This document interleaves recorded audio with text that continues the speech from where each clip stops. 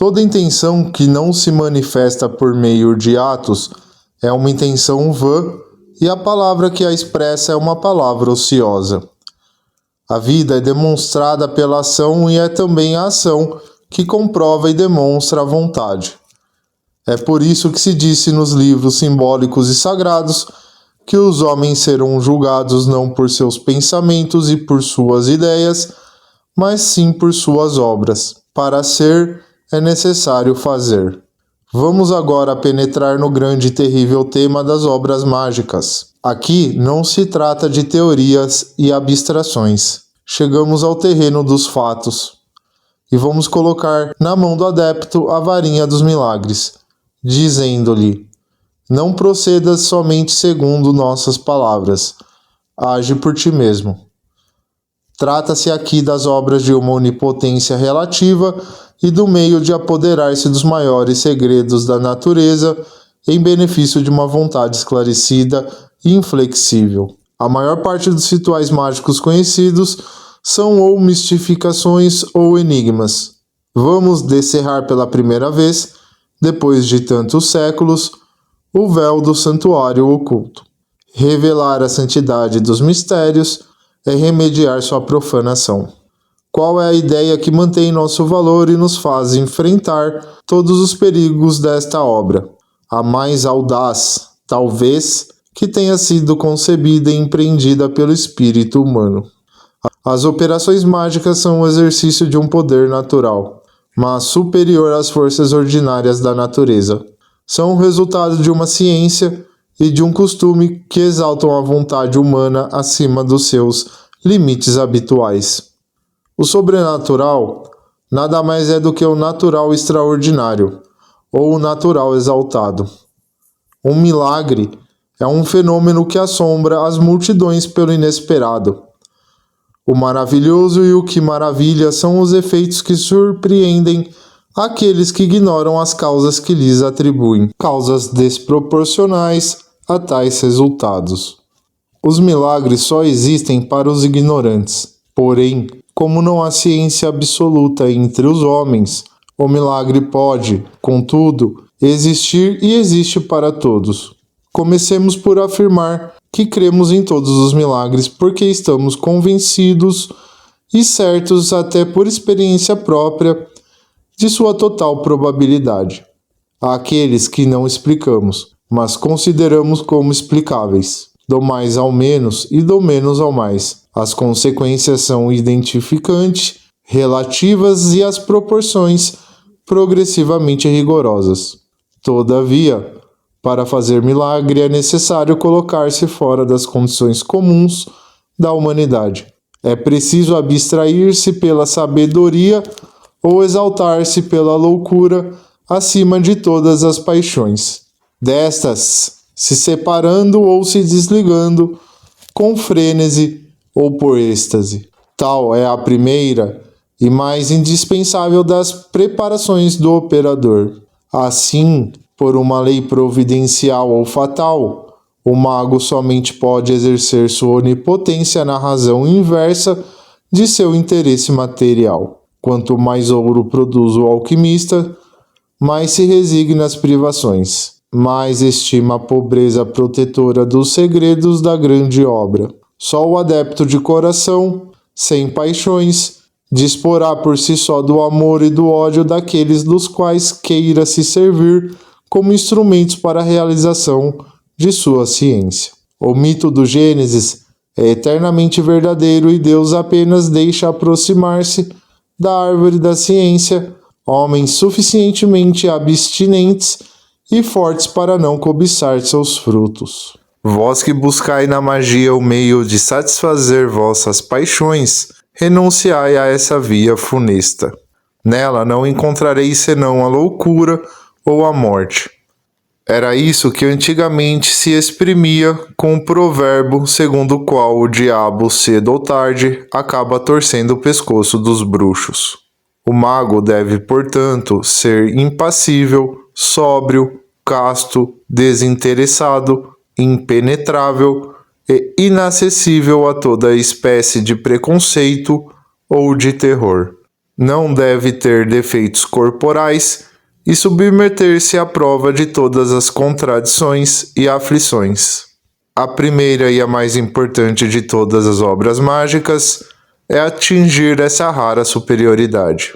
Já dissemos que o êxtase apaixonado pode produzir os mesmos resultados que a superioridade absoluta, e isso é exato quanto ao êxito, porém, não com referência à direção das operações mágicas. A paixão projeta vigorosamente a luz vital e imprime movimentos imprevistos ao agente universal. Porém, não pode reter tão facilmente como projetou, e seu destino é então muito semelhante ao de Hipólito, arrastado por seus próprios cavalos, ou o de Falares, que experimenta ele mesmo um instrumento de suplício que inventara para os outros. A vontade humana concretizada pela ação é semelhante à bala de canhão que não retrocede nunca diante do obstáculo. Atravessa-o, penetra-o e se perde nele quando lançada com violência. Entretanto, se mover-se paciente e perseverantemente, não se perde jamais, assemelhando-se então à onda que sempre retorna e acaba por corroer o ferro. O homem pode ser modificado pelo costume, que, segundo o adágio, se converte em uma segunda natureza nele. Por meio de uma ginástica insistente e gradativa, as forças e a agilidade do corpo se desenvolvem ou são criadas, em proporção espantosa. O mesmo sucede com os poderes da alma. Quereis imperar sobre vós mesmos e sobre os outros? Pois aprendei a querer. Como é possível aprender a querer? Esse é o primeiro arcano da iniciação mágica, e é para dar a compreender o próprio fundo desse arcano que os antigos depositários da arte sacerdotal circundavam os acessos ao santuário de tantos terrores e prestígios. Não davam crédito a uma vontade senão quando haviam produzido as provas de sua existência e tinham sobeja razão nisso. A força somente pode afirmar-se por vitórias. A preguiça e o esquecimento são os inimigos da vontade, e é por isso que todas as religiões multiplicaram as práticas e tornaram seus cultos minuciosos e difíceis. Quanto mais alguém se preocupa com uma ideia, mais força adquire no sentido dessa ideia. As mães não preferem aqueles entre seus filhos que lhes exigiram maiores esforços e sacrifícios? Assim, a força das religiões está contida por completo na vontade inflexível dos que a praticam. Enquanto houver um fiel crente no santo sacrifício da missa, haverá um sacerdote para celebrá-la. E enquanto existir um sacerdote para ler diariamente seu breviário, haverá um papa no mundo. As práticas mais insignificantes aparentemente e mais estranhas por si mesmas ao fim que alguém se proponha são, todavia, as que conduzem a esse fim pela educação e o exercício da vontade. Um camponês que se levanta todas as madrugadas às 2 ou 3 horas e que, se fosse longe, muito longe da sua casa, colher todos os dias um ramo da mesma erva antes do nascer do sol, poderia, levando consigo essa erva, operar um grande número de prodígios. Tal erva seria o signo de sua vontade e se converteria por obra dessa mesma vontade em tudo o que ele quisesse no interesse de seus desejos.